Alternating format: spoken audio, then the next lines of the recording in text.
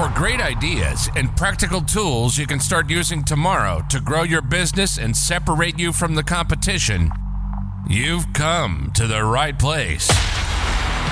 If you're into B2B marketing and sales, then welcome to the one and only B2B Marketing and Sales Podcast. With over 60 and counting total years in the trenches of businesses small and large, they have a plethora of knowledge and experience that generate you more leads, capture more clients, ring up more sales.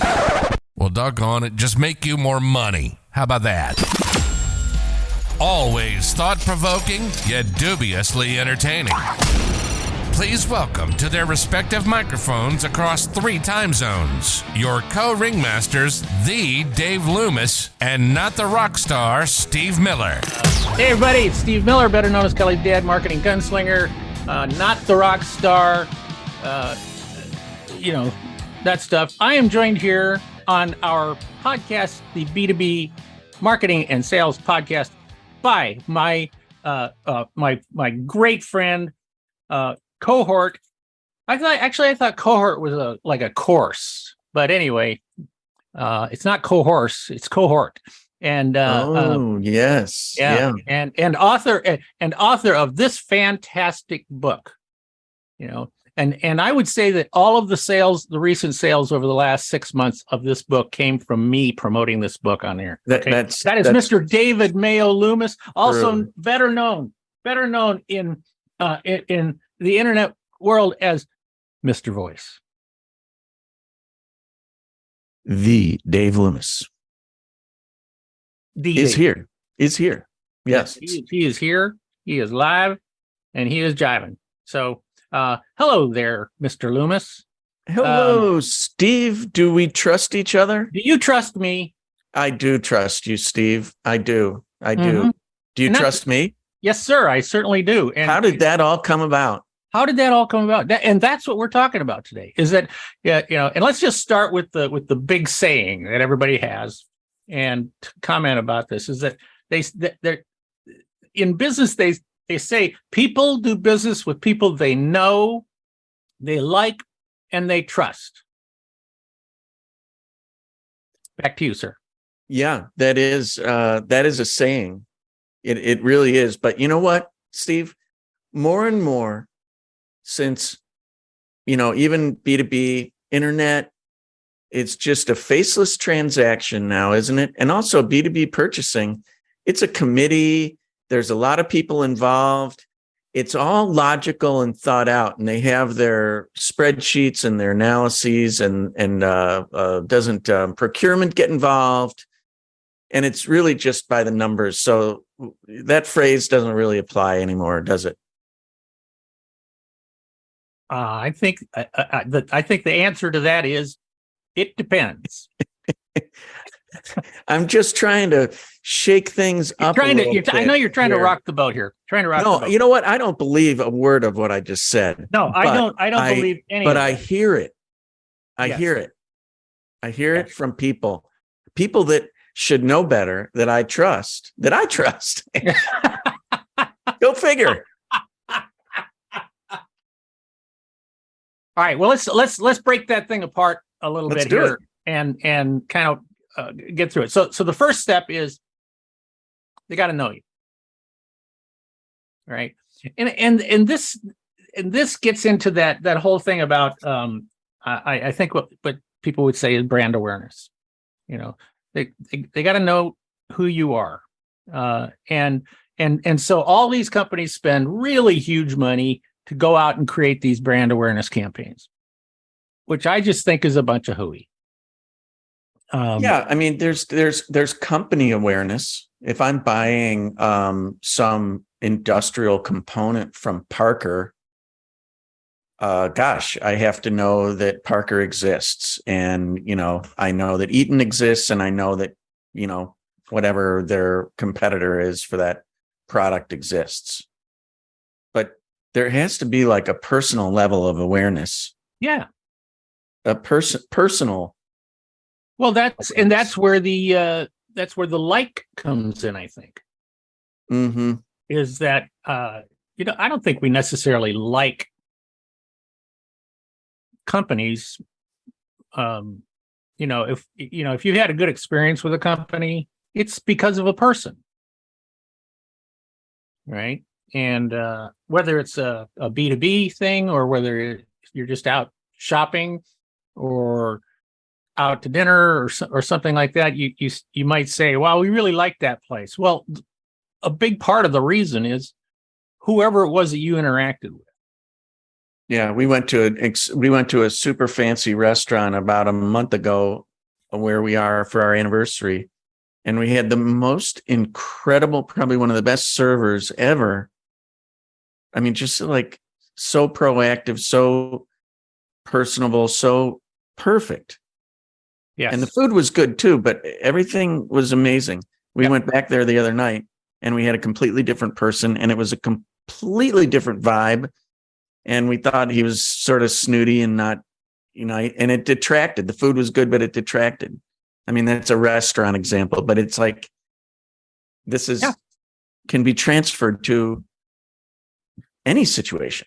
Yeah, we had a very similar situation a couple weeks ago on my birthday down in Albuquerque. They took us out to this very, very nice restaurant for dinner, and Happy birthday, by the way. Thank you very much. They had the restaurant kind of screwed up on the reservation, and so we had to kind of wait. It was a little bit inconvenient. They didn't offer us a drink or anything like that.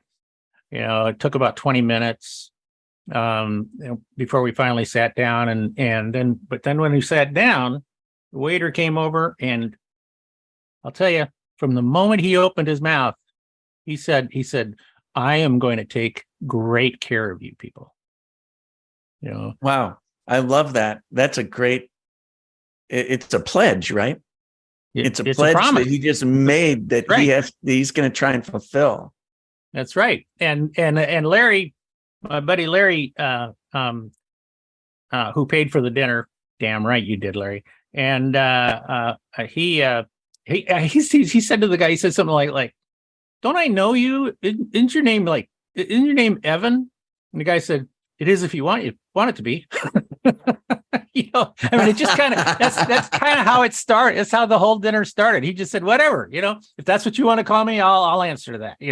And wow, the guy was a total hoot. I'm at your service. He took amazing care of us. He really was awesome. So you see, of course, we're going to look at that and say to people, "Boy, you got to go to this place. It's fantastic, right?" Yeah. Well, but like you just said, you go back to the place, and now you have somebody else, and they don't live up to Evan's, presentation, or our experience with Evan. They don't live up to that. Well, then it diminishes. Right. So the idea that they like you, that's I think it's really important that, part of the relationship building process of knowing and liking you is very, very important, because the liking part has to be consistent. It's like the McDonald's. If you go to a McDonald's here, it's going to be the same food as the McDonald's in where do you live? I live in Cleveland, Wisconsin, Cleveland, Ohio. Cleveland, Ohio. Okay, so that our McDonald's are not different from your McDonald's, and as far as the food goes, and for the most part, the way they manage the service is pretty much the same everywhere as well. So but in our cases, we're talking about here is that according to the saying, before you can get to trust, you have to at least know them and like them, and then you have to trust them. But now you're taking a great big leap. Okay.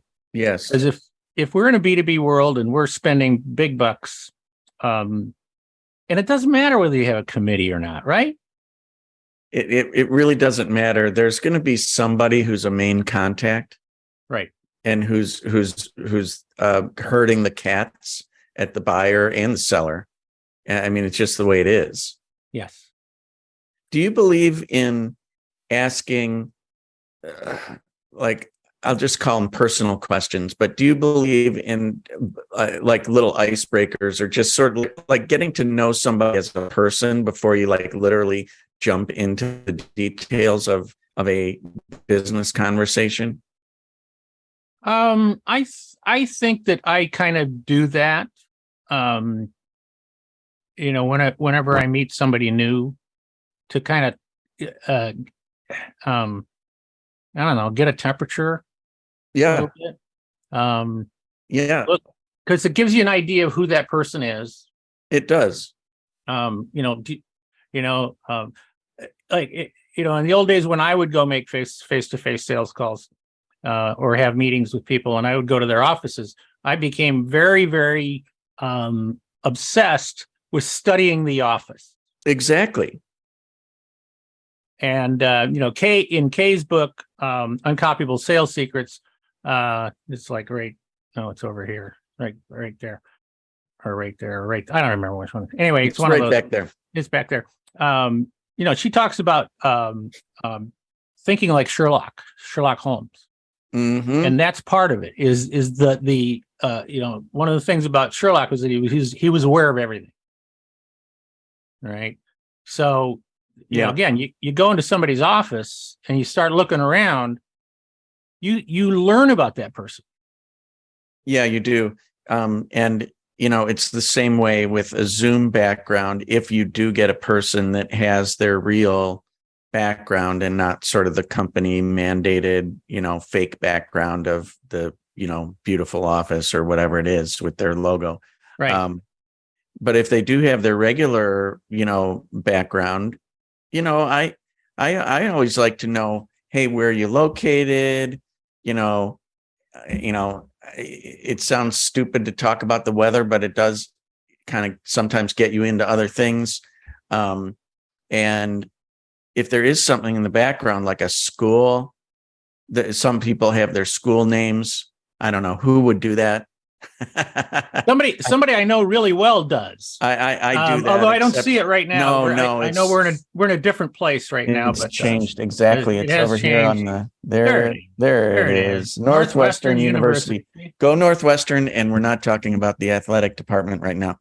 Certainly not the football team. No. We're gonna skip over that one. But there's family pictures sometimes, or there's a fly fishing rod, or there's a soccer ball, or whatever it is. You ask them about it. Ask them about it, because it just, I know somebody who's going to be going to the coast of Oregon over to Cannon Beach this weekend, and if I hadn't engaged in conversation about what are you doing, I wouldn't know that, and I wouldn't be able to say, "Hey, have a great time this weekend." Yeah. And Cannon Beach, I mean, the Oregon beach it's so cool. It is the most beautiful beach in the United States. It's better than Big Sur. I hate to say it, gang, but it is. Wow. You just haven't seen it. I love Big Sur. I think Big Sur is incredible.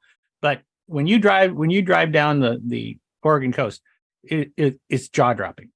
So it really is. Really is. So you see, we get to learn that stuff about people, and as we learn stuff about people, we also sort of think, well, anybody who loves going to the coast has got to be an okay person. Exactly. Exactly. Anybody. So, do they play golf? Do they? What is this rocket? What is the space shuttle doing up here? And stuff like that. And right. It came from a daddy-daughter trip. Yeah. That she and I we went to space camp at NASA. So somebody asked me about that, and I think one person's asked me about that. And I said, "Yeah, I took Kelly, and we went and spent 4 days being astronauts." Oh man, that is extra, as they say. That's cool.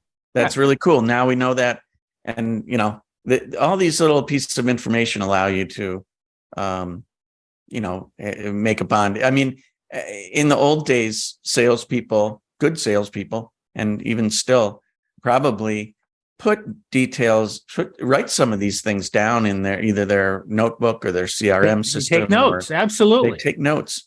And then, when I use like someone's kid's name, and say, how's so-and-so? And they're like, wow, you got a great memory. And I was like, well, yeah. Yeah. It's written down right here. I wrote it down right here. Yeah, but that's okay. I mean, it's still a, I mean, you could say it's a manipulative type of gesture, but it's easy to tell if somebody's being right, disingenuous. Is that a word? Exactly. Disingenuine? Disingenuous, which is, well, you say it your way, I'll say non-genuine. Yeah, non-genuine. And so and you try to look for those things that kind of help you bond a little bit with people to build that trust. So sometimes people will ask me, how do you build trust? Like if you are the vendor and you want to build trust with a buyer, how do you do that? And I have always said, what you need, this is where, and I don't want to say that it's manipulative, but what it is that you have to give yourself a chance to prove that you are trustworthy. So, like at trade shows, for example, for exhibitors, when I would consult with companies regarding their trade shows and their exhibiting, I would say to them, don't bring any literature to the show.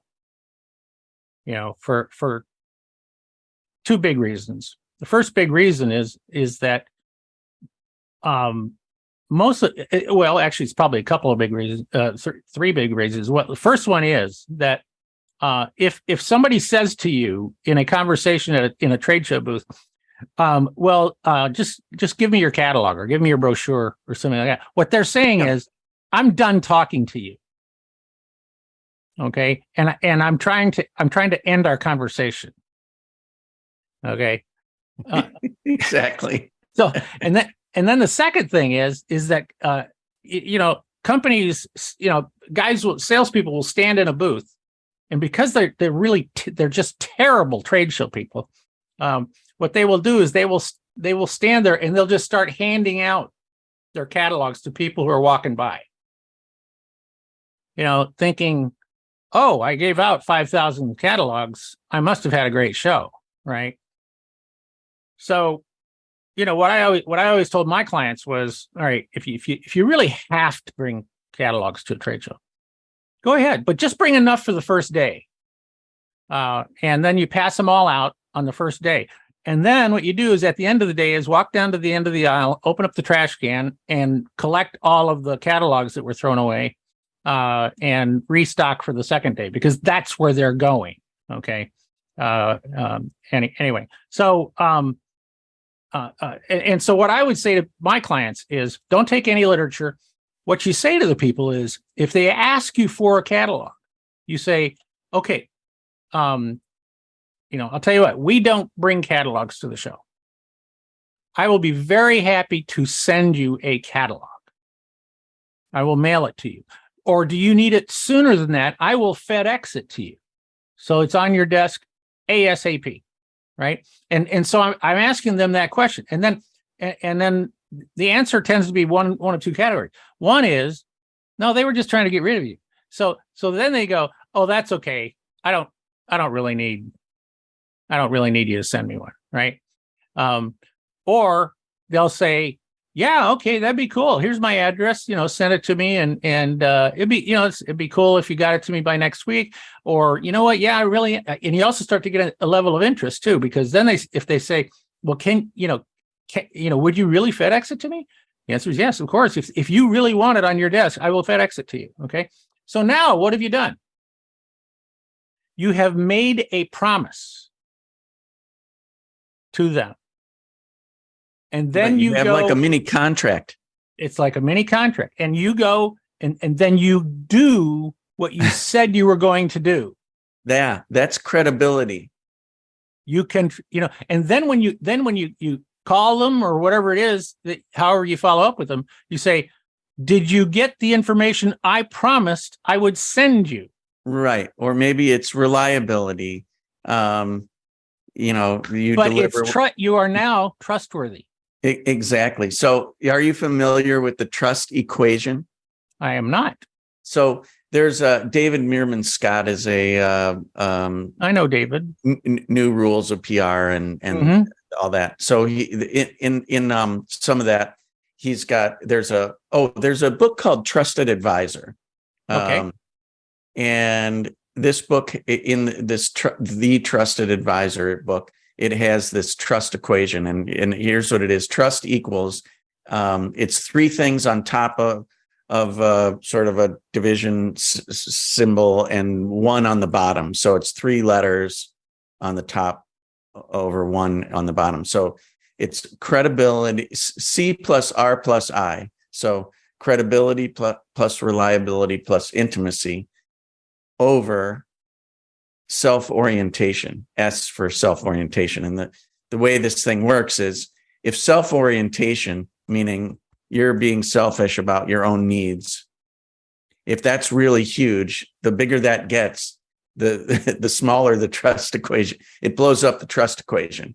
So you have to be heavy on the top. In other words, you want to build up your credibility, which is, do you know your stuff? Do you know what you're talking about? Are you reliable? Do you deliver like you just said? Mm-hmm. And then, intimacy is really more like, do I feel safe with you, or do I feel close to you, or and warm, or are you a cold fish that I can't get through to? So, all these things kind of add up. This is just this one book's take on this, and it's called the trust equation. The trust equation. Okay. From the Trusted Advisor, Mm-hmm. which is a book by Robert Galford. I guess he was the first one to do that, and that has that trust equation in it. Okay. But we don't need equations to figure out or to talk about this is common sense in a lot of ways. This has been I think it is. I think it is common sense, but I also think that there's a point where you have to you really need to as quickly as possible in a new relationship, you really need to do something trustworthy. Because otherwise, the last thing you want is, for somebody who is, in the middle of trying to make a big decision or something like that, and you reach out to them and you say, so where do we stand? And they go, well, I really need to know that I'm working with somebody that I can count on. And I'm not sure that I know you well enough to do that. Yeah. So when I think about your example of the waiter who said, I'm going to really take care of you. If you ordered a drink and he said, I'll have that in 3 minutes, I promise. What's better is if he has it in 6 minutes instead of 3, or he comes back in like 2.5 minutes and says, I know I said I'd have it in 3 minutes. I'm so sorry, but something got backed up. It's just a situation. I'm apologize, but I'll have it in 6 minutes. What's better?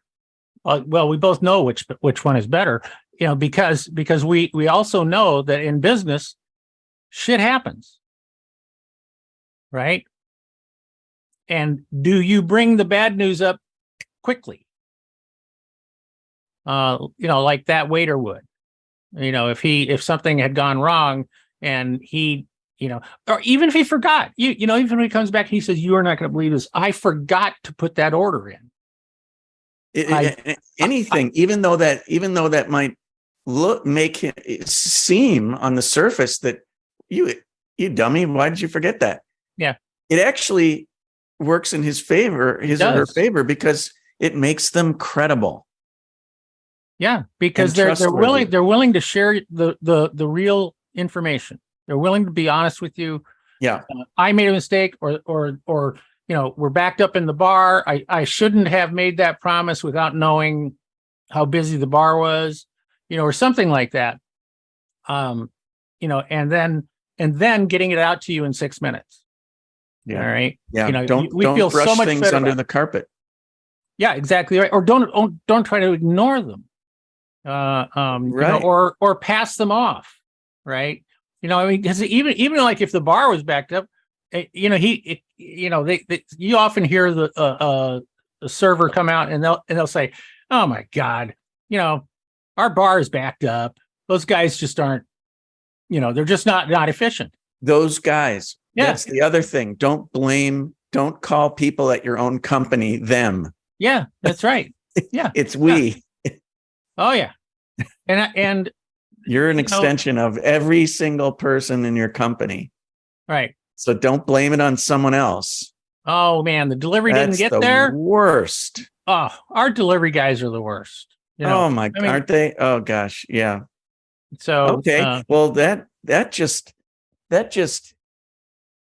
sucks on so many levels when I hear something like that. It really does. I can't even think of a better word to describe it because it does. it just makes me feel icky about the company, and now it makes me feel icky about that person because you just threw someone else under the bus. Yeah, you don't take trying to make yourself look good, but you made yourself look bad. Right. Right. Exactly right. So the point of, I think for me, the big point is simply that when you are new in a relationship, what you want to do is you want to show people that you can be trusted. Whether it's good news, bad news, whether you keep a promise, whether you don't keep a promise, whether, you know, or something, but that you have to share that you can be trusted to do what you say, what you're going to do, you know, do it right the first time and do it when you said you're going to do it, that type of thing. But if you can't, then you're being honest, but you're also being honest with them. You know, Kay teaches that, you know, in her, and I'm pretty sure it's in her book too, where she says, "Hey, if there's bad news, you tell them as soon as possible. Tell them as soon as possible." Yeah, and if there's multiple bad newses or potential for that, try and get as much of it out as you possibly can in one go. Yes. Don't let it dribble out. Don't have multiple phone calls or emails or something like that. That, you know, oh well, we got this, but, you know, oh hi, you know, hi Joe. Yeah, we have another problem. You know, no, you know. Right. Well, that's a good rule of public relations. Also, they say for crisis communications is that, you know, everything that you possibly know, get it out there, because somebody else will use their imagination, make it even worse. Right. So exactly so, right. So get it all out there. I love this. And the whole point of the whole phrase that you started this off with was that people buy from people did you say know, like, and trust? They got to know you first. Yeah. Know, like, and trust. Know, like, and trust. Yeah. Yeah. And actually there is a fourth one that you never hear except from me. There's a fourth part. And that is that they also have to remember you. So again, you know, but do they remember you because you did something good? Or do they remember you because you did something bad? Right. You know, or if they don't remember you at all, then obviously you made no impression on them. You know, so exactly. Well, we've talked before about shock and awe, as you put it, which are, you know, maybe things that you can send people. And folks, just, we're not talking about bribing people here. So if that's crossing your mind, gift giving is an art form. It is. Have you ever heard of a book called Giftology? Yes, I know Rulin, or I know who the person is, and I'm going to have to recuse myself from comment. Gotcha. Okay. So this person, I'm just going to guess, probably stole all this great info from Steve, because Steve's the one that knows more about this than anyone. I'll tell you offline. He'll tell me. But anyway, there's lots of ways to be remembered. It can be very, very little things. It can be just as little as just remembering if you had, if you said, oh, I'll send you a link to that book, or I'll send you a link to that website. Most people just don't do it. They said that they'd do it and they didn't. Yeah. I had a breakfast meeting this morning, and there were a bunch of follow-ups, and I got back and I had some meetings. And after my meeting, I sent this email out, and it took me a while to write this email. There were like 6 different things that I had said I would do to follow up on. And I had to go to the websites and get those links and say, here's this. We talked about this. We talked about this. But I did it. Follow-up is important. Yeah. You can trust me. And I think that's something that, and I do tell salespeople that when I have worked with them, I always say, look, one of the first things you need to do is, if anything else, tell people you can trust me. And then say, and I will prove it to you every chance I get. It's that pledge, like the waiter saying, yeah, I'm going to take really good care of you. Yeah. Yeah. It's exactly that. See, There's he didn't have to say that. He didn't have to say that. Nope. He didn't have to say that. You could say that. You could say that to someone if you're selling $1 million piece of equipment to somebody. Yep. You could say, look, I know you have different choices here, and I'm not going to trash our competitors. They have installations around. Things are going well. But what we have is great. And I'm going to take really, really good care of you. Yep. Exactly. So now you have to follow through. You have to do it. Yeah. You just do, again, like I said earlier, and it's not my saying, do what you said you were going to do it when you said you were going to do it right the first time. Boom. Yeah. I wish I could remember who said that, but, somebody really famous and smart, probably. So, all right. I think I don't want to keep beating this dead horse of trust and stuff. But what I do want to say, my cohort in crime here, my compadre in crime here, and I were discussing beforehand, why do we do this? Why do we do this program? And I think we kind of came to the consensus that we do this because we really want to help you. And if you're listening to this from the podcast, if you're watching this as a video, we really want to help you. We want to give you good stuff. We are fortunate to have a plethora of years of experience between the two of us, and we both continue to, beat the drums. What would you say? I would say that we are definitely trying to create, and when we started this podcast, we said, let's just make sure that we're giving people like sort of practical tools or ideas they can implement right away. Right. And so that's what we've tried to do. Right. And I think we'll continue trying to do that. So also we're always looking for guests. Yeah.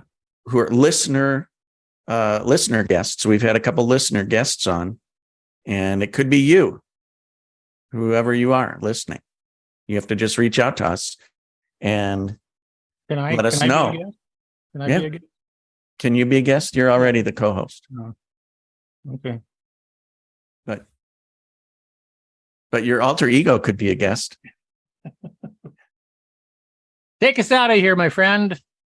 You all have been listening to the B2B Marketing and Sales Podcast with Steve Miller, not the rock star, Kelly's dad, marketing gunslinger, and husband to the smoking hot Kay Miller. That's right. Hallelujah. And I am just Dave. It's been great to have you. And we hope to have you back.